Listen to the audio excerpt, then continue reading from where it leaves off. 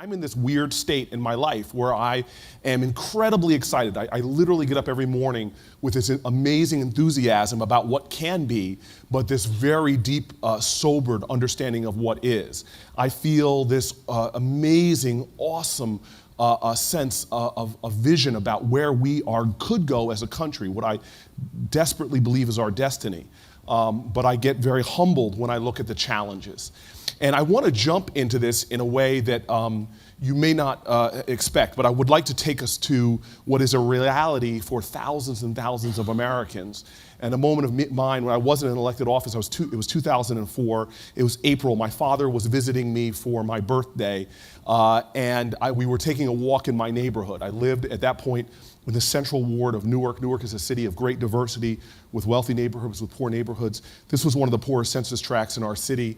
I was living in some high-rise public housing projects, and we were walking down the road, and I'll never forget the gunshots that rang out sounded like cannon fire because they echoed between many of the buildings, and I turned around to see kids running down the hill towards me, screaming. And I sprinted through the children to get to the steps where I saw another kid sort of holding onto the banister, stumbling backwards, and I caught him in my arms, looked over his shoulder, and I saw his white t-shirt just filling with red blood.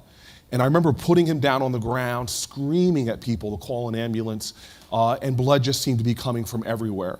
I found out his name was Wazin. I threw my hands into his bloody shirt, having no medical training whatsoever, just trying to stop the blood. It was like nothing you see on TV. There was no eloquence about it. It was just messy and disgusting. Foamy blood was pouring from his mouth. I stuck my fingers in because I heard him gagging, trying to clear his airway. And just it was continuous. It seemed like hours until the ambulance finally arrived. By that time, his body was lifeless. I was pushed out of the way. They ripped open his t-shirt, and he had 3 bullet holes in the front of his chest and 1 on his side. And I remember getting up off the grass where I was just sitting watching the emergency personnel try to save his life, and he was unfortunately by that point dead.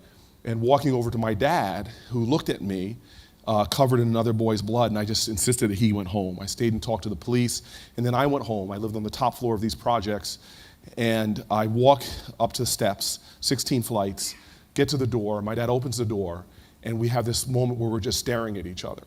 Now, my dad is a guy who says all the time that he is the result of a grand conspiracy of love, and that thus and therefore you are, son, not only born from a grand conspiracy of love, but you were born on third base, and don't ever think you hit a triple.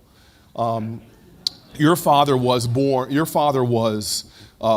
a single mother, born poor, and in fact, he'll get upset if hear me call him born poor. He said poor. I was just P-O. I couldn't afford the other 2 letters.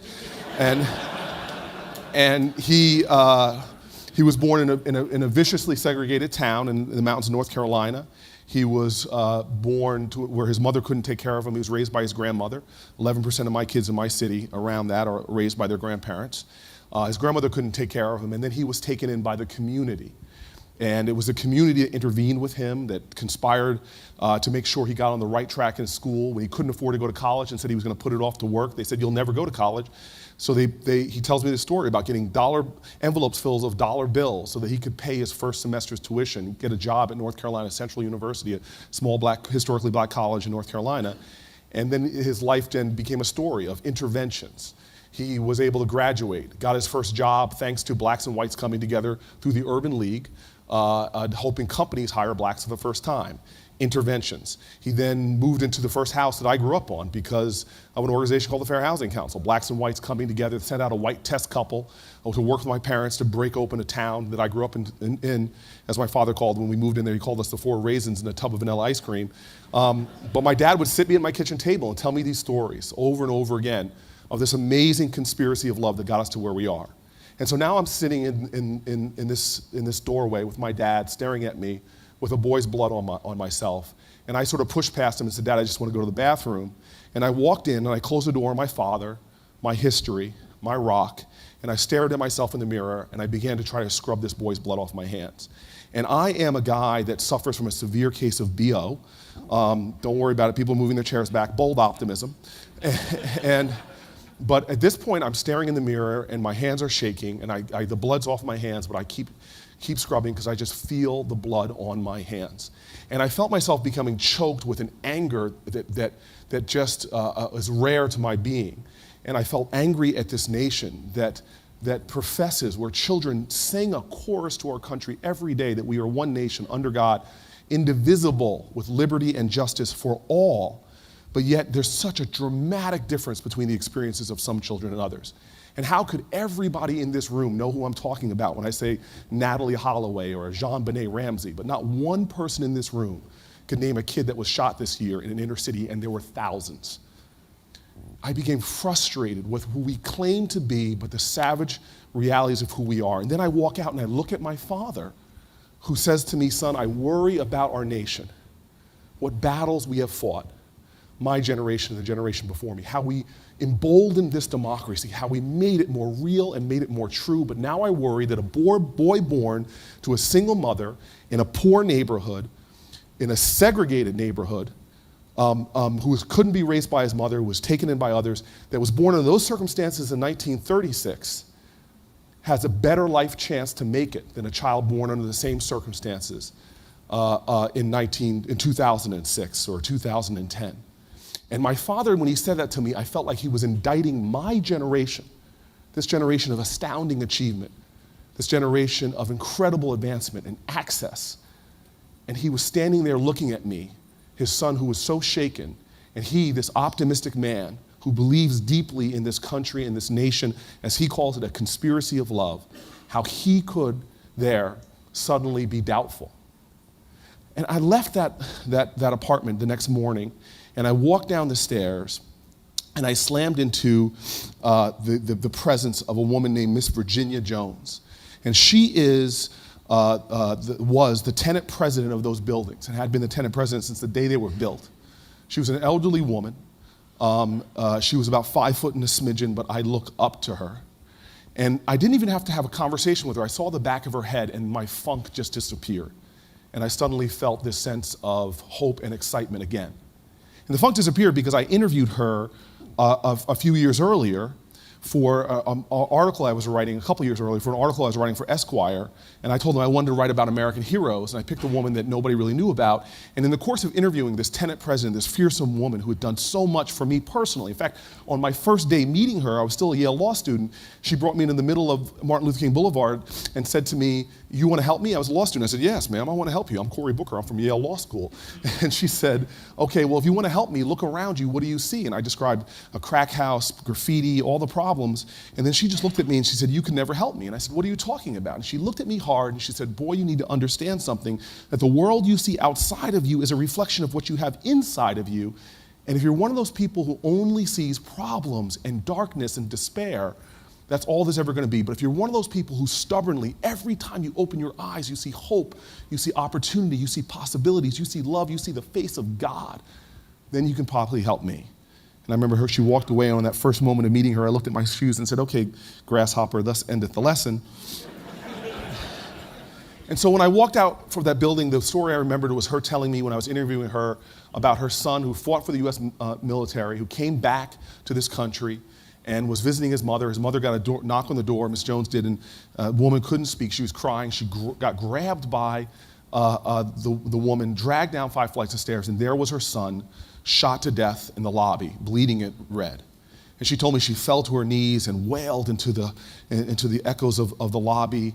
And I looked at her when she finished that story, and this is what I was remembering as I came out of the building. And I said, Miss Jones, I know where you work. She and I, she worked for the prosecutors. She and I paid market rent to live in these buildings. And I said, I don't understand. I said, why do you still live here where you have to walk through the lobby of the building where your child was murdered? And she looked at me almost like she was insulted by the question. She said, why do I still live here? And I said, yeah. She goes, why am I still in apartment 5A? Yes, Miss Jones, why? And she goes, why am I still the tenant president from the day these buildings were built 40 years ago? And I said, yes, Miss Jones, why? And she stuffed out her chest and she said, because I'm in charge of Homeland Security. Now, to me, this is what keeps me fired up in Newark, is that I live in a city with the most stubbornly hopeful, the most audaciously determined, individuals who have not given up on the truth of the American dream and confront in every moment the unfulfilled, unfinished dream. And there are people that realize in an intellectual and spiritual way that if we who are on the front lines of this fight for America can't solve this problem, the country as a whole will suffer. As Langston Hughes said, there is a dream in this land with its back against the wall. To save the dream for one, we must save it for all. And what gives me hope is after 5 years in a job that people told me that would ground down my idealism, which would squeeze out my optimism, my hope, which would make an idealist a realist, I'm telling you that I am hope unhinged. Because I see the national problems that we have every day when I leave my apartment in Newark, New Jersey. And I see how they are a cancer on the soul of this country and our economy. But I also see Newark, New Jersey, like so many other cities, are littered with examples, are littered with models that demonstrate to us that there is a way out, and in fact that our challenges do not reflect a lack of capacity to deal with them, but they reflect a lack of collective will. And this is what has me both so fired up and angry, but also incredibly hopeful and full of love. Let me deal with two complex problems. And I love talking about these problems to people of any political persuasion. Because whether you are somebody who hates big government or believes in government, you have to join with me in saying that perhaps some of the greatest waste in America right now is the fact that we're investing in systems that produce such abhorrent failure. The criminal justice system is one of those systems that we spend billions of dollars annually in a correctional system in New Jersey, for example, that does nothing to correct the problems. The other system is this system of public education that right now is failing to prepare the majority of our children for a 21st century economy that is a knowledge-based economy. The more you learn, the more you earn. And forget about earn, the more you contribute, the more you grow. Now, the criminal justice system, actually, my team said this is crazy. My friend Michael Bloomberg says this all the time. We're unconscious to the fact that every day we have Virginia Tech in America. Every single day. There are 30 plus people murdered in our city, countless more that are shot. And I always joke with my friends, I said, guys who get shot don't show up to the hospital with health insurance. In fact, we found out that the victims of shootings in our city, about 80-something%, 83 or 84% of them have been arrested before. And the average arrests are 10 times that they have been engaged in the criminal justice system as adults, not to mention their child arrests. We couldn't believe it when we started seeing this pattern that we have in America of criminality that becomes ingrained, in fact, generationally ingrained, because the children most likely to go to prison in America are children of incarcerated adults. And so we started looking at this system and saying, why are we engaged in this ridiculous game that we believe that somehow there's some correlation between the more arrests we do and the lower crime there'll be? There's no correlation whatsoever.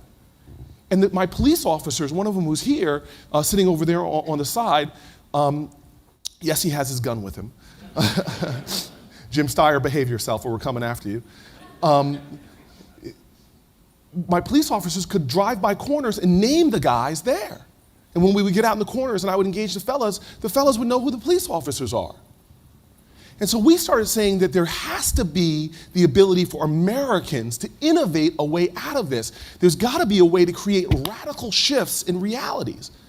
And we said, let's start experimenting with system change to demonstrate in a policy way that we have choices in America to make. And so we started looking around, well, who is doing something to end this nightmare, that when a person is arrested, that they won't leave a system with 60 to 70 plus coming right back. And so we started trying to find new ways. We looked at programs all around the country. First of all, we found out when we interview guys that they come out and they all express a desire to do the right thing. One of my friends who's very involved in the criminal justice system, guys on the street, says, look, 5% are knuckleheads. You can go to any profession, from politicians to you name it. 5% of us are maybe knuckleheads and belong under a prison. But 95% actually are far more rational economic actors than you think.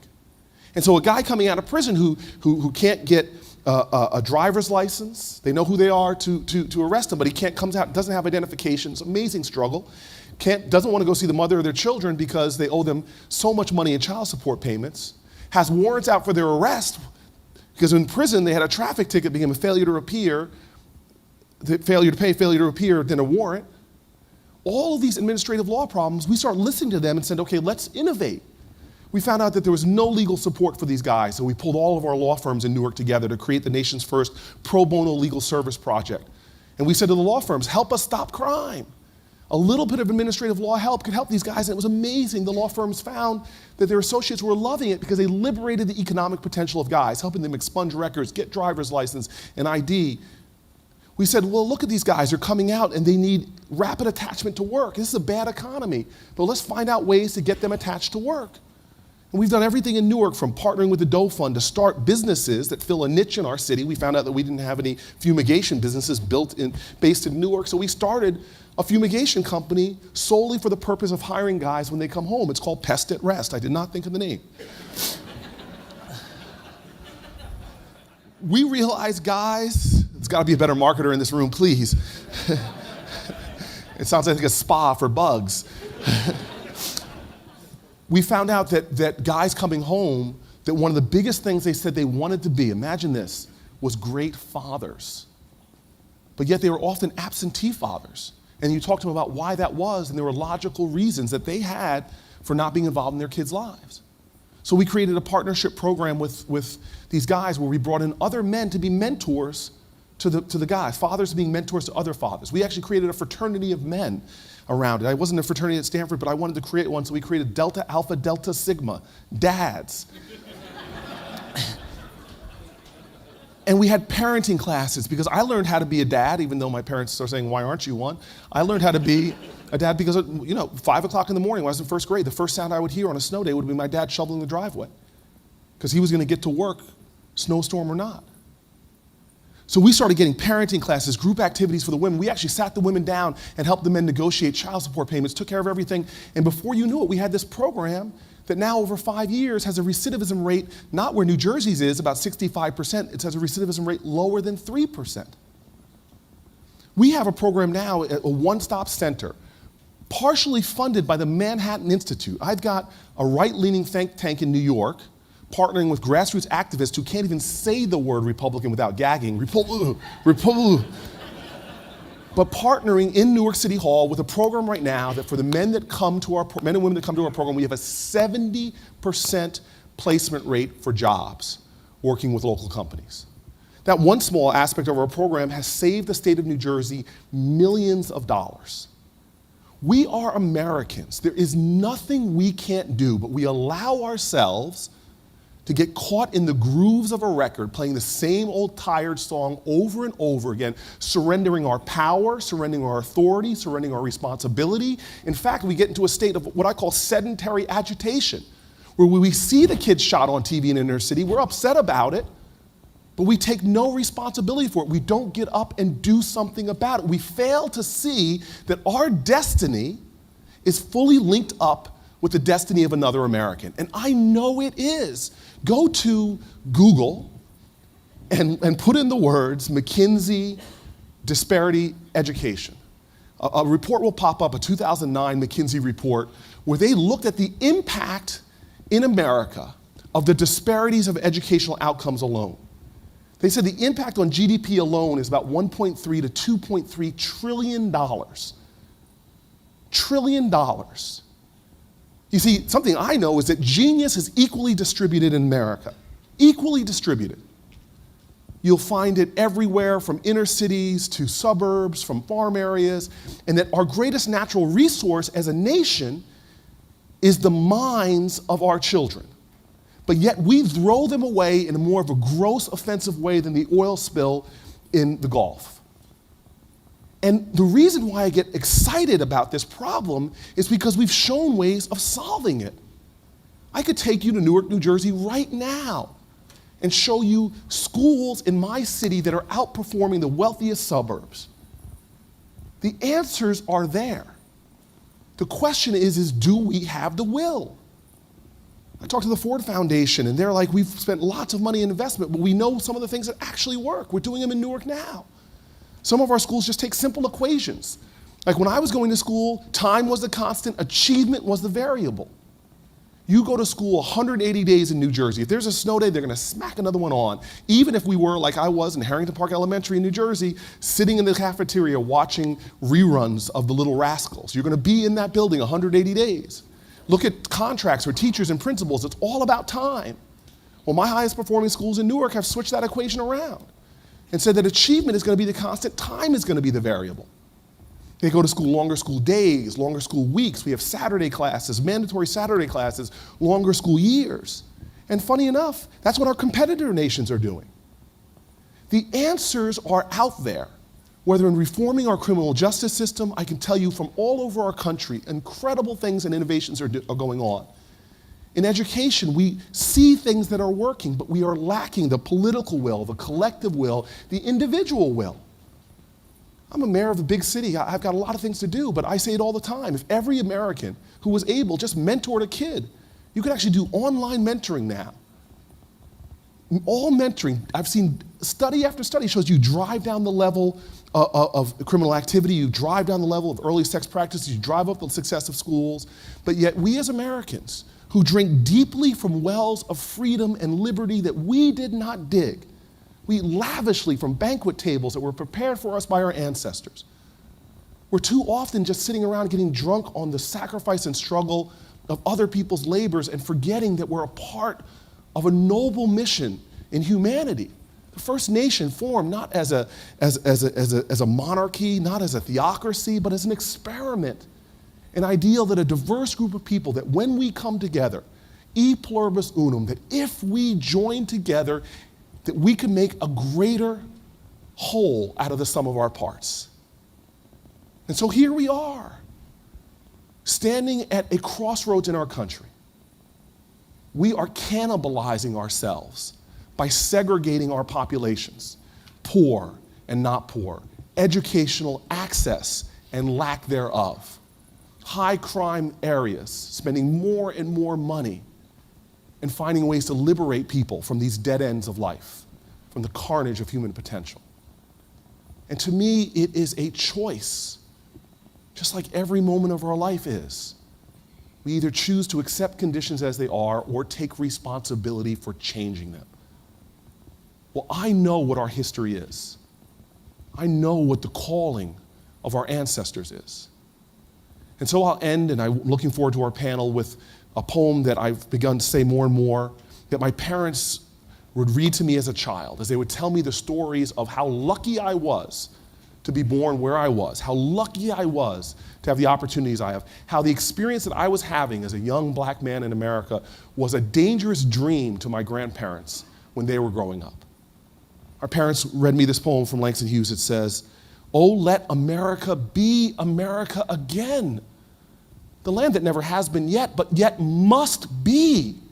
The land where everyone is free. The poor man, the Indian, the Negro, me. Who made America? Whose sweat and blood, whose faith and pain, whose hand at the foundry, whose plow in the rain must make our mighty dream live again. Oh yes, I say it plain, America never was America to me. But I swear this oath, America will be. Our generation must say collectively, not on our watch. This will not be the generation with more people in poverty than our parents. This will not be the generation with lower literacy rates than our parents. This will not be the generation where our economy declines in comparison to the rest of the world. We know we have the capacity, but as our leaders have said, there can be no progress without struggle. As King said, change will not roll in on the wheels of inevitability. It must be carried in by patriots and soldiers for truth and justice, and I say the American way.